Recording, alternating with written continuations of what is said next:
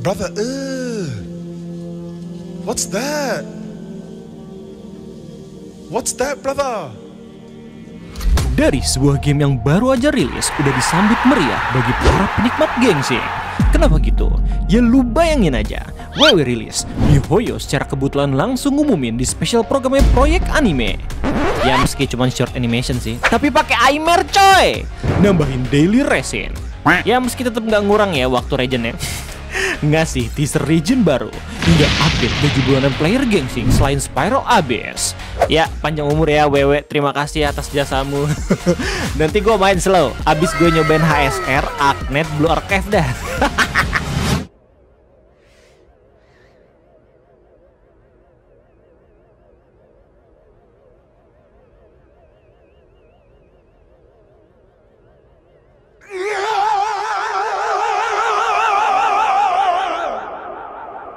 Datang sebuah fenomena yang sebenarnya nggak mengagetkan bagi gue sendiri. Orang-orang Indo ngerating bintang 1 ke game ini cuman gara-gara nggak ada subtitle bahasa Inggris. Inilah trailer kocak Indonesia Darurat SDM.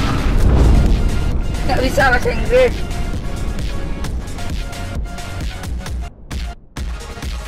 Caffeine udah ngamuk-ngamuk, Gudang Waifu udah cosplay jadi Bagogo, dan Dazzle alhamdulillah channelnya balik.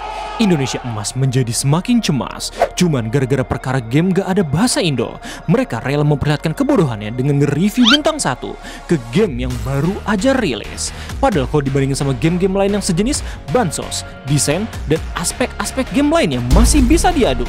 Gue sangat memaklumi orang-orang yang nge-review bintang 1 karena performa dan hal-hal lain demi bisa nge-improve gamenya. Tapi kalau cuman gara-gara bahasa, dungu. You speak Korean? 안녕하세요. 여보세요. 동화락 동띵화 또이 동세요. Gue yakin sih orang-orang udah pada muak nontonin video yang nasihatin mereka buat belajar lah. Zaman kakek dulu main Basara masih pakai bahasa Date Bayo lah. Zaman om dulu main Zuma kodok yang ngomong bahasa Inggris lah. Tahu gue, mungkin beberapa dari lu semua udah pada muak. Tapi biar gue kasih tahu alasan kenapa video-video yang ngegoblokin orang goblok itu penting. Karena yang kayak gini gak bisa dinormalisasiin. Gak bisa didiemin cuy. Ini bentuk empati secara tidak langsung. Kalau lu gak mau orang-orang goblok bakalan ngatur lu di kemudian hari, bakalan ngomong lebih nyaring dan didengar dibanding lu di negara ini, ya menurut gue video-video nge-call out kebodohan kayak gini tuh perlu. Jadi hormat buat kreator-kreator yang ngeramein hal-hal kayak gini. Susah pasti dapat dolar hijaunya.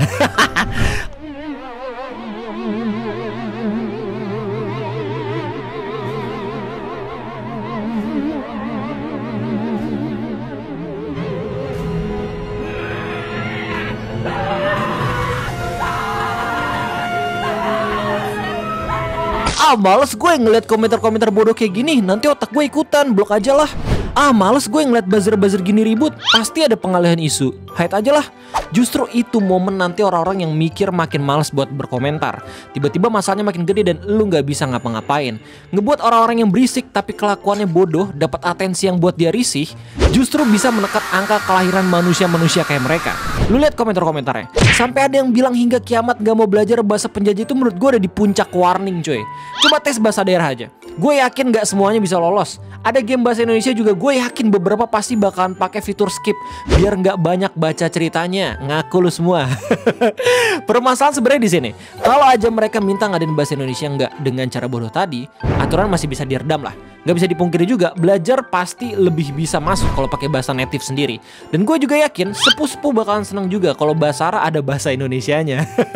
Orang Harvest Moon ada bahasa Indonesia pada happy kok. What? What country you from?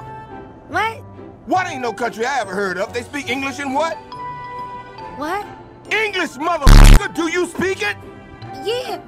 So you understand the words I'm saying to you? Yeah. Jadi buat adik-adik gamers yang masih shock ada game yang gak ada bahasa madunnya, gak usah sedih.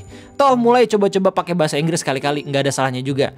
Jadi jangan nunggu tes TOEFL dulu baru belajar. Sambil menyelam minum air coy, anjay. Salam dari om-om yang dikit-dikit ngerti bahasa Inggris, jalur nontonin PewDiePie. Apa nih? Game kikir lebih baik Genshin daripada Wuthering. Men, gue yang main Genshin juga tahu kalau Wuthering tuh lebih dermawan anjir.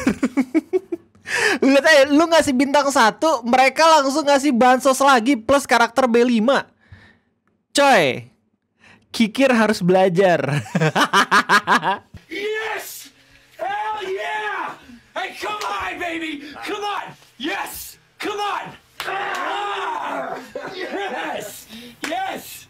Story. Jun Dermawan tapi masih nge-lag. Kan bener main karakternya cowok. Admin Last Wolf kalau keluar dari clean zone. Mas-mas Ambatukam. Ambatukam. Oh. Channel Korban Hacker. Review bintang 1 paling nasionalis. Dulu kenapa gue ngerti main ginian ya? Kodok Acu Malaka. Dan contoh golongan muda yang bakal dijajah Belanda. Inilah Trauma Indonesia Darurat SDM. Gak bisa bahasa Inggris.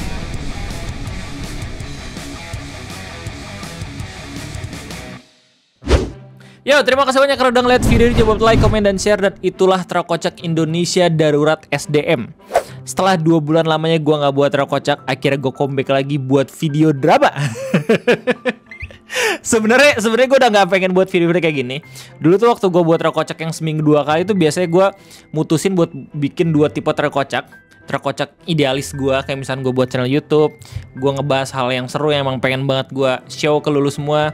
Terus sama Terkocak yang emang konsepnya mirip sama Andri, gue ngomentarin sesuatu yang emang bodoh banget gitu men. Prank ojol, prank waria, dan segala macam. Terus habis itu gue live streaming. Di live streaming gue mikir kayak, gue kalau misalnya terus-terusan kayak gini jadi gila gitu. Karena selalu ada aja topik gitu men, tapi gue males gitu. Lama-kelamaan diamnya gue tuh membuat gue berpikir kayak, ini justru makin banyak. Apakah emang beginilah cara gue jihad di di zaman yang sekarang? Akhirnya gue mutusin buat bikin yang kayak gini lagi. Jadi semoga lo semua pada suka. Oke, ini adalah video bentuk concern gue. Kalau misalkan ya hal-hal sepele gini sebenarnya bisa membesar gitu men, kalau misalkan kita diemin aja. Oke, jadi ini salah satu bentuk kepedulian gue buat lo semua yang emang tadi gue goblok-goblokin, gue bodoh-bodohin. Gue pengen mengucapkan permintaan maaf ya. Gue nggak serius buat ngomong kayak gitu. Gue yakin lu semua juga bisa belajar dari kesalahan-kesalahan. Sebenarnya ini sebenarnya nih ya, sepuh-sepuh yang marahin lu juga sebenarnya kalau misalnya dikasih subtitle bahasa Indonesia juga seneng gitu men. Tapi memang mungkin caranya emang gak sedikit salah dengan nge-base atau ngasih rating bintang 1 ke game yang baru aja rilis. Toh kalau misalnya lu bintang 1-in karena emang dari sistemnya masih lag, terus habis itu masih patah-patah, masih ada yang ngebug secara grafik segala macam, itu nggak apa-apa lah, nggak masalah gitu men. Tapi untuk ngasih bintang 1 gara-gara lu semua tidak merasa dihargai karena emang belum ada subtitle native lu, itu agak sedikit keterlaluan. Terus habis itu kalau misalnya lu kelihatan nih ya sama media luar, jadi malu gitu men. Indonesia peringkat 1 ketidakramahan di internet itu sepertinya benar-benar real. Jadi gue juga pengen nanya nih, biasanya yang gue lihat ya, tadi kan waktu gue buat record itu kan gue sempat lihat-lihat juga tuh review kayak gimana. Banyak banget yang main dan mention Genshin gitu ya. Gue pengen nanya nih, yang mungkin aja main Genshin dan juga nyobain WW terus mutusin buat ngasih bintang 1. Lu ngebaca setiap lore yang ada di Genshin gak? Buku Sun and Moon, Kain Ria, Enkanomiya dan segala macem. Gue ya yang main Genshin aja, kalau misalnya emang ada buku yang harus gue baca tuh tiap kali ada Arcane Quest, itu langsung gue skip. Either gue bakal nonton di channelnya World of Teviat gitu ya, atau gue nyari audiobooknya aja gitu men. Emang pada dasarnya ini masalah kelakuan aja. Kalau misalkan emang gak enak dilihat, padahal ya semua orang juga butuh subtitle Indonesia. Tapi buat lu semua emang ngerasa kalau misalnya Inggris itu udah nggak penting lagi karena sekarang udah bisa serba Google Lens ya, terus habis itu ngeterjemahin jadi bahasa Indonesia, hear me out, oke?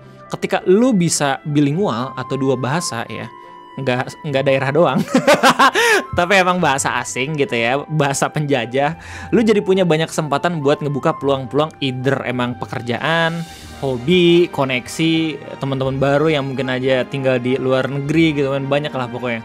Jadi emang bahasa penjajah yang mungkin beberapa orang-orang di Indonesia ini nggak penting gitu ya mikirnya, sebenarnya itu sangat amat penting, apalagi kalau misalnya lu berasal dari keluarga kelas menengah atau kelas bawah gitu ya. Itu ada salah satu peluang lu bisa loncat gitu dari ketimpangan ekonomi, anjay. Jadi pengetahuan itu bener-bener jendela ilmu, apalagi ketika lu udah bisa beberapa bahasa. Lu lihat tuh Vicky Naki, dia nggak cuman bisa bahasa Inggris doang, tapi beberapa bahasa. Terus dia buat konten Ome ya, yang mana semua orang ngelakuin itu cuman karena dia bisa mengerti setiap bahasa-bahasa yang mungkin aja nggak dimengerti sama orang-orang di Indonesia. Jadi paling naik dia kalau misalnya buat konten itu. Contoh sederhananya itu gitu men. Jadi sebenarnya nggak usah sering-sering lah ngejek-ngejekin orang-orang kalau misalkan emang lol itu masih nganggepnya tolol, terus gue itu nganggepnya masih gay segala macem. Yuk kita sama-sama belajar bareng-bareng, kita sama-sama merangkul. Tapi biasanya ya, kalau misalnya gue nasehatin sesoft ini ya, selembut ini, pasti bakal dihirauin. Anjir. Emang butuh omongan-omongan yang keras. Kayak ngelihat videonya Kafein, terus Gudang Waifu, Andri, Bang Eno, segala. Sekarang gue lagi demen banget nontonin itu berkomentari. Padahal dulu juga gue ngelakuin. Jadi ya semoga kalau misalnya gue buat video-video kayak gini lagi, lu juga agak sedikit seneng ya. Soalnya gue juga sebenarnya suka ngebuat kayak ginian, cuman ya emang gak sering-sering kayaknya. Soalnya gue harus nge-refresh badan gue juga, soalnya gak selamanya gue selalu bisa tahan sama hal-hal goblok di Indonesia. Jadi mungkin itu aja, baca komentar yang tidak ada komentarnya sama sekali. Semoga lu semua mengerti concern gue dan semoga lu semua suka. Jangan lupa buat share. Dan itu aja dari gue. Terima kasih banyak, sampai jumpa.